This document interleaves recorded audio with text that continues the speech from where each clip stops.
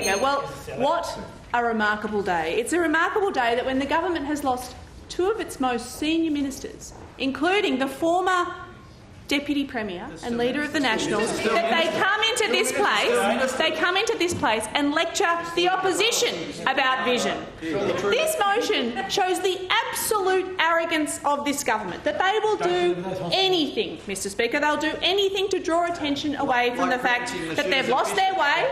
They will do anything to draw attention away from the fact that they've lost the trust of the electorate and that they've lost control. They won't admit it, but they know it, Mr Speaker. They know it. The electorate aren't listening anymore because they're not listening to the electorate. And on Saturday, we got the loudest message, loud and clear, the loudest message that they've ever got on this front, a 35% swing against them in the seat of Orange. A 35% swing, 60% in Cabonne and some booths. And yet, this government, they won't admit it, they're just not listening. Now, the results of the past weekend are a clear repudiation of the Baird government, a clear repudiation. They are a categorical rejection of this government's arrogance. Speaker, they are a rejection of this government's failure to listen to the concerns of the community across the state. And, Mr Speaker, they are a rejection of the government's addiction to selling off our publicly owned assets. They couldn't have got a clearer message, Mr Speaker, than the overwhelming victory to Labor in Canterbury, the overwhelming victory for Labor in Wollongong, and the massive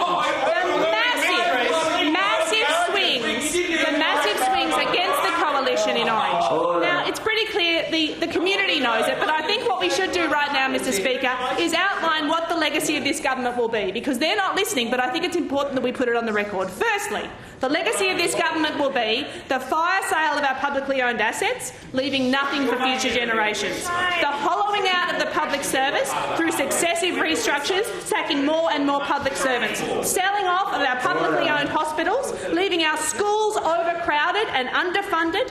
Gutting TAFE in the state, leaving students with little opportunity and few options, undermining Crown land, threatening our beaches, parks, national parks and state reserves, completely weakening the Land and Property Information Service, upheaval of our heritage suburbs, bulldozing communities to line the pockets of developers, throwing billions and billions of dollars into a road the Inner West doesn't want and ripping off residents in the process, and wantonly destroying trees across the state. And the crown jewel there, Mr Speaker, is the council amalgamations. This government isn't listening, and they got the message loud and clear on Saturday.